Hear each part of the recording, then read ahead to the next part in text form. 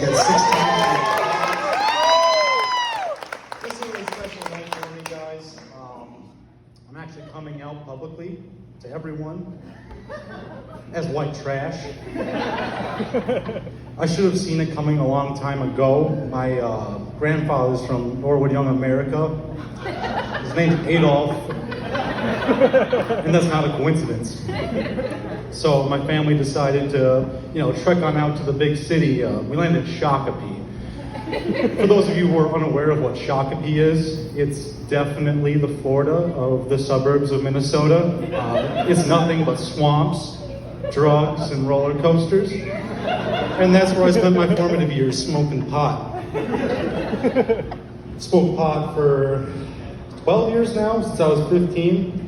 And this is the driest my mouth has ever been. Son of a bitch, I was so nervous I left my water over there.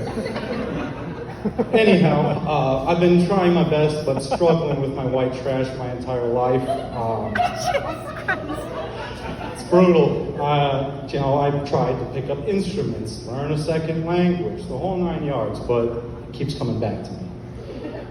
At one point, I decided I would go ahead and get in touch with my ethnic roots, and I went to Brazil for a family reunion, and finally I felt like I was at home. I was surrounded by doctors, civil engineers, soon-to-be lawyers, very successful people. And I'm chatting it up with my cousin, and this girl walks by, and he goes, "Oh, shit. I fucked her last year." And I was like, "Oh, that's hilarious, man. Why she had her family reunion?" "Lucas, why she had her family reunion?" I traveled halfway across the globe to get away from being white trash, and ended up in the cousin fucking region of Brazil. I really miss John McCain. Not because I knew the guy or anything, but because I feel like he was the last honest politician that was also racist. John McCain was a legend at being racist. I admire it greatly. He got thrown up a softball question. "Mr. McCain," and I'm going to paraphrase because I'm afraid of the guy who said he identifies as Mulan. "Is it true that you refer to Asian people as G's?" "Yep." Flabbergasted. No one knew how to even respond to that. It's fucking incredible. So they get asked, "Well, Mr. McCain, what are you going to do? You're running for president. There's a very sizable Asian American population that's growing by the day. Can you see yourself being able to make amends and settle your differences with that community?" He gave the best shrug he could. Yeah, I guess we don't laugh too much at POWs, do we? That's impolite. You don't really see that honest type of racism anymore. My favorite kind of racism, interesting sentence, is the one that comes from the left mostly, and that's going to be I'm going to try to be as polite and accommodating to you as possible to make it really uncomfortable. I was on a boat for Memorial Day off on Lake Minnetonka. Yes, this is my frat party. And I'm sitting at the back of the boat with the keg.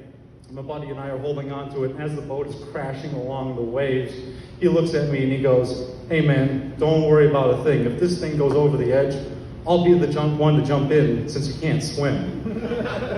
The fuck?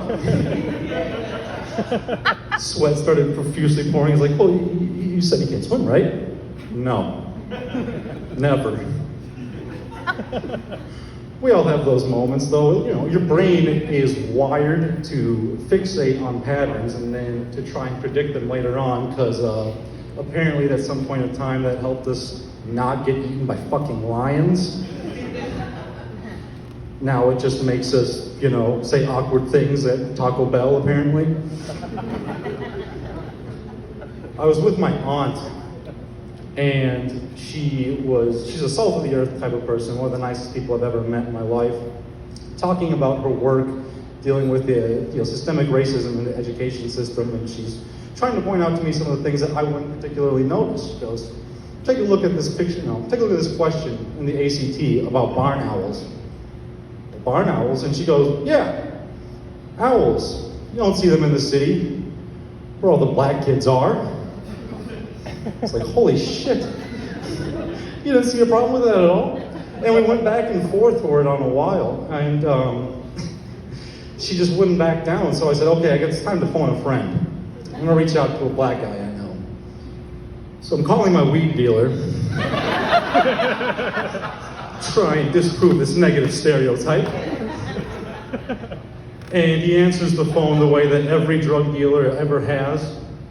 Like they just woke up from a nap at any time of day. Hey, yo.